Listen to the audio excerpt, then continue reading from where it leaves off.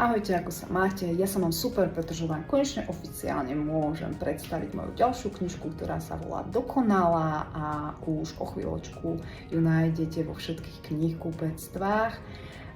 Čo sa týka príbehu, tak sa zase ponárame do takej tej psychológie a tentokrát budeme vidieť to, ako naše detstvo formuje nás ako osobnosti a naše skutky a činy v dospelosti.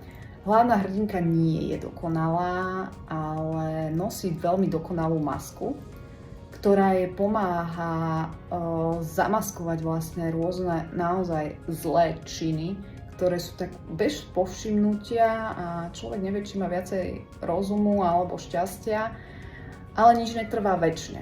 A ak chcete aj vy vedieť, čo môže spôsobiť to, že niekto tú masku dá dolu, tak si určite nenechajte ujsť Dokonalú, ktorá vychádza 22. júla, čo je už naozaj o chvíľočku. A ja sa teším na vaše reakcie a prípadné recenzie, názory a na to, ako sa vám bude páčiť. Čaute.